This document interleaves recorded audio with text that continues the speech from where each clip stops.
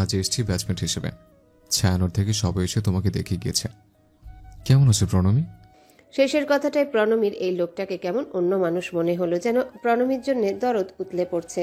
যেন লোকটা ইরফান মির্জা নয়, লোকটা প্রণমীর কিডন্যাপার নয়, এমন কিছুই হয়নি কখনো। লোকটা যেন প্রণমীর কাছের লোক। এমন দরদ মাখা প্রশ্নটার বিপরীতে প্রণমী উত্তরটাও বেশ ভদ্রভাবে দিল। আগের থেকে বেটার। মিস জেনি শুকনো হেসে কিচেনে গেলেন চা বানাতে। দ্রুত চা খেয়ে ছেলেটা চলে যাক, প্রীতম আসার পূর্বে, নয়তো আবারও তর্কাতর্কি হতে পারে।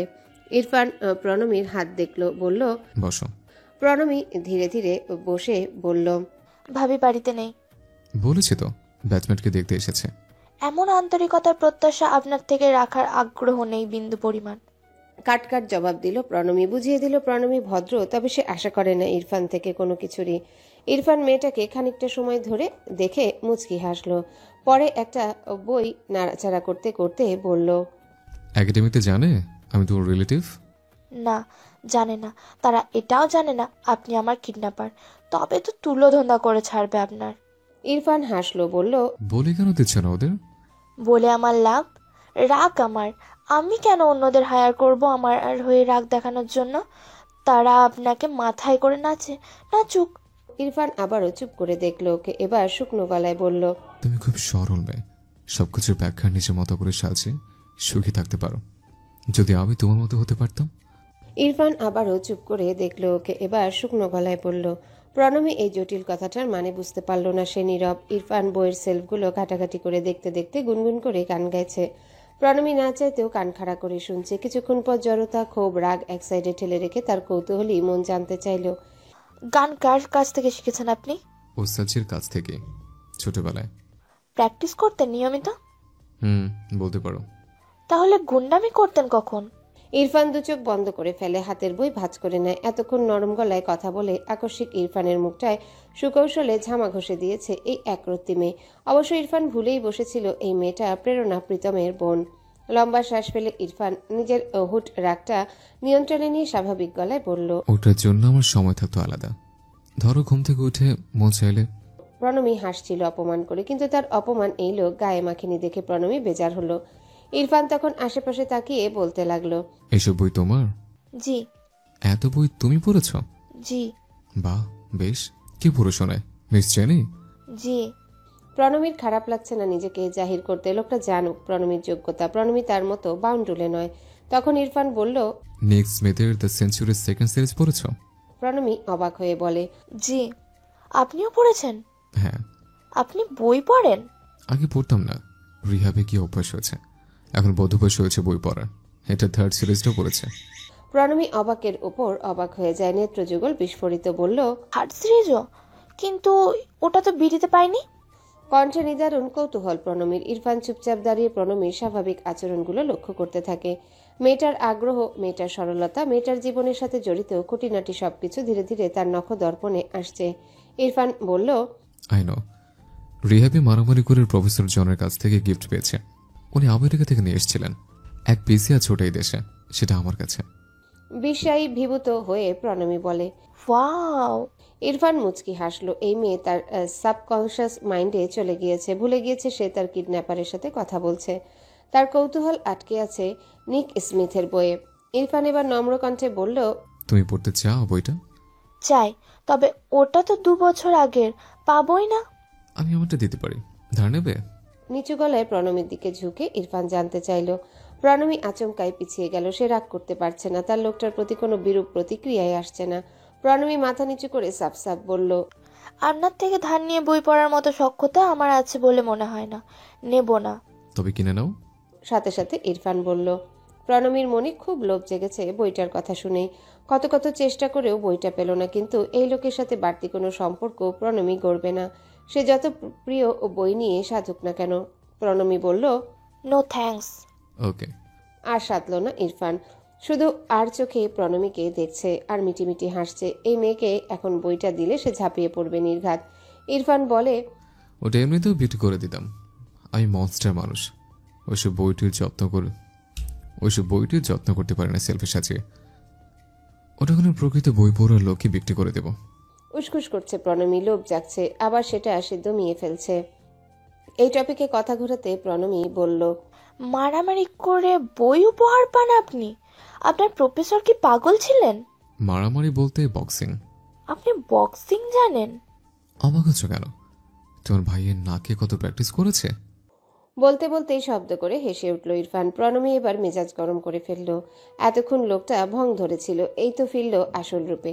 তাদের 3 ভাই বোনের পেছনে লাগতে মজা পায় লোকটা খুব। ইরফান প্রণমীর বেজার মুখ দেখে হাসি থামিয়ে নিজেকে নিজে মনে মনে গালি দিল। পরপর বলল, আমি বক্সিং জানি না, আন্দাজে ঘুষি মারি। রিয়াবি কিভাবে ম্যাচ জিতেছে জানি না। আপনি এবার যান। আপু ভাইয়া আসলে দেখলে ভাবির সাথে আবার ঝামেলা করবে। আমি আমার ফ্যামিলিতে আর ঝামেলা চাই না। ভাইয়া ভাবির সাথে দুর্ব্যবহার করুক, আমি চাই না।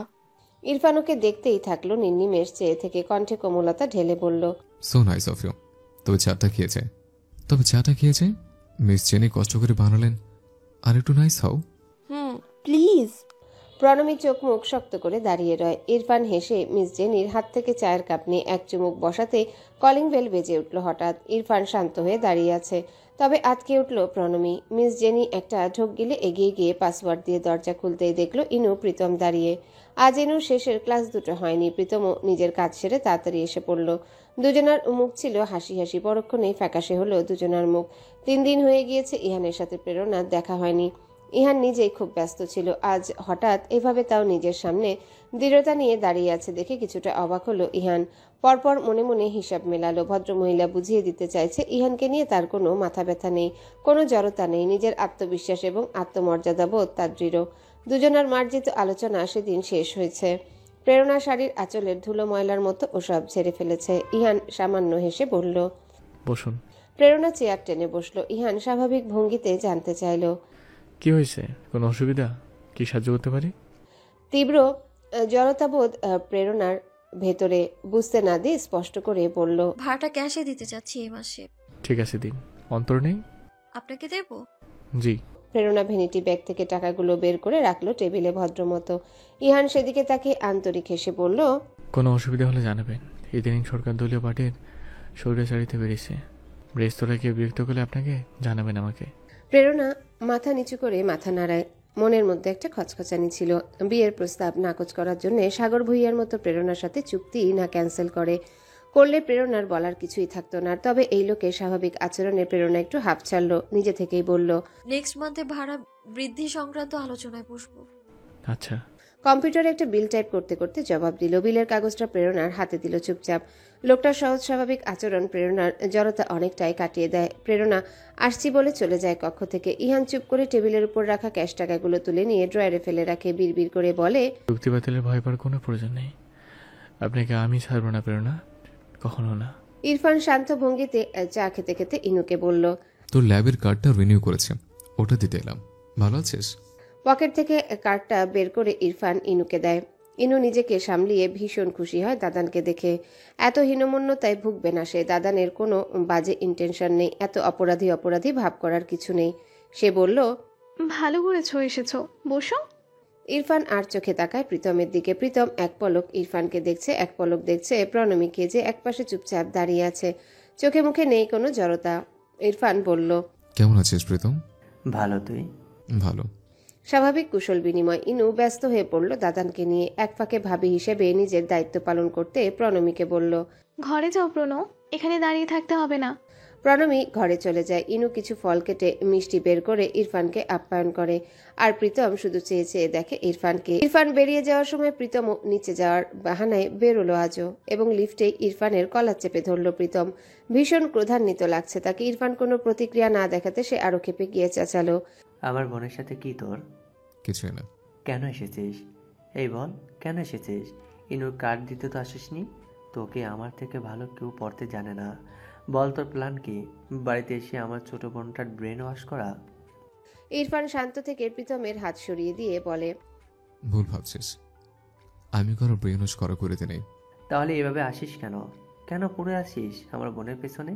ও বোকা শোকা মেয়ে ইরফান, লিভার অ্যালন। কেন পেছনে পড়েছিস? তোর বুঝতে ভুল হচ্ছে, আমি প্রণয়ের পেছনে পড়িনি। Don't call her Pranab.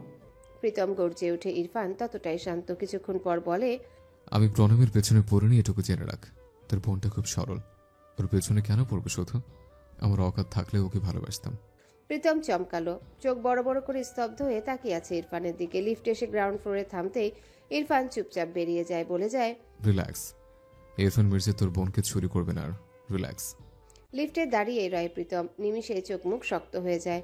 আজ প্রণমীকে আচ্ছা মতো বকবে সে। বোকামির একটা সীমা থাকে। কত সহজ হয়ে দাঁড়িয়েছিল ইরফানের সামনে। প্রীতমের বুকটা ধক করে উঠেছিল এটা দেখা মাত্রই। ধীরে ধীরে তার শঙ্কা না বাস্তব হয়ে যায়। নিজের বোনের পাশে ওই বদটাকে কখনো মানবে না প্রীতম, কোনোদিনও না। তার শ্বশুরবাড়ির লোকের সাথে আলোচনায় বসবে সে, উপায়ও নেই। একটা না একটা ঝামেলা লেগেই যায়, যার প্রভাব পড়ে ইনুর সাথে তার সম্পর্কে।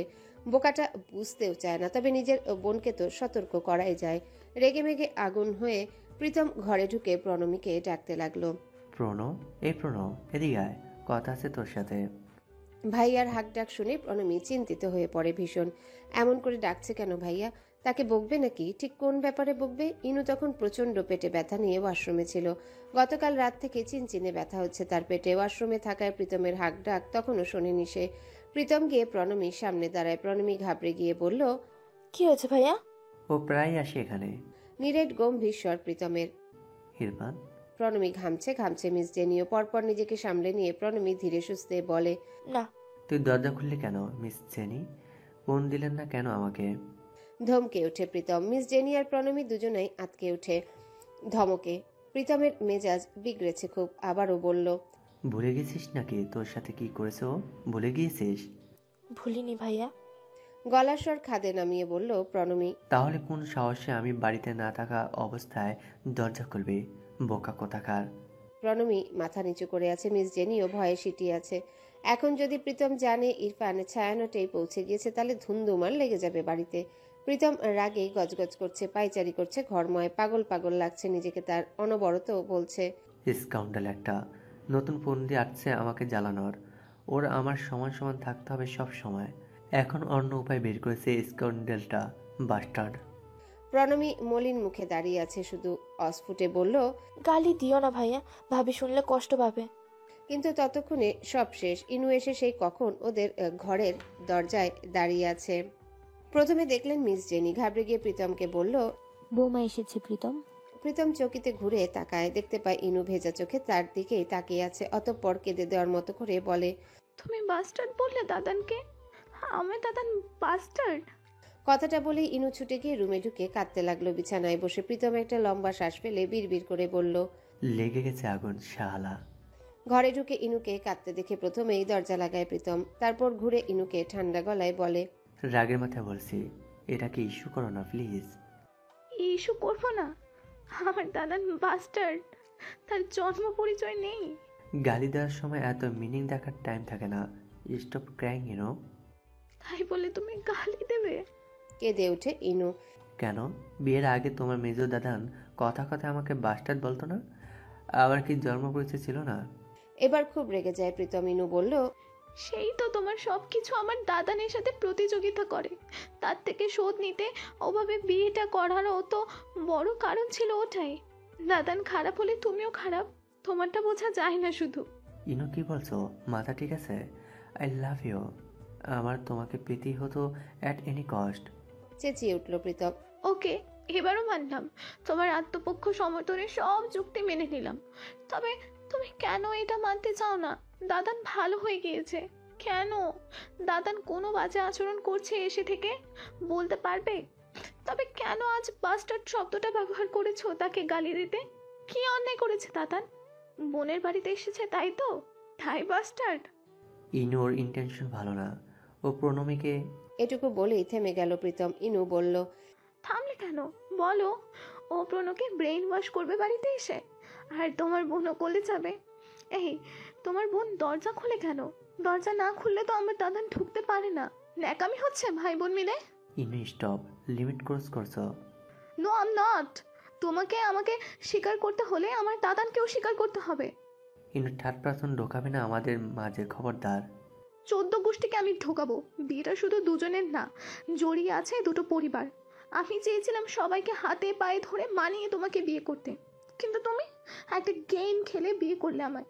অবশ্য পাপা ঠিকই বলতো, পরিবারের মানে তুমি বোঝো না। কিছুক্ষণ তাকিয়ে রয় প্রীতম ইনুর দিকে, তারপর বলে, আর তুমি বোঝো, বুঝলে আমার বোনদের নিজের বোন মনে করতে তুমি, ওদের তুমি তোমার স্বার্থ অনুযায়ী আদর সম্মান দাও। এইসব আমার চোখে পড়ে না। সারাদিন দাদান দাদান বলে নাচো। কই, প্রণমীকে গিয়ে কখনো তো বোঝাও না একবার যে প্রণ আর ভয় নেই। ইনু খুব আহত হয়, বলল, আমি স্বার্থ অনুযায়ী ওদের ভালোবাসি। মাঝে মাঝে তাই মনে হয়। চুপ হয়ে যায় পুরোপুরি ইনু। প্রীতম বলতে থাকে, এনাফ হয়েছে ইনু। হ্যাঁ, আমি জোচ্চোর, তোমায় ঠকিয়ে বিয়ে করেছি, পাপ আমি করেছি, আর আমি আমার অপরাধ আমার বোনদের ভুগতে দেব না। আমি তোমাকে নিয়ে আলাদা হব। তোমার কষ্ট তোমার দাদা নিয়ে বাড়িতে আসতে পারে না, তাই তো? আমাদের আলাদা সংসার, তার অবাধ বিচরণ থাকবে। আজ আপু আসুক, বিকেলে আমি ফ্ল্যাট দেখব।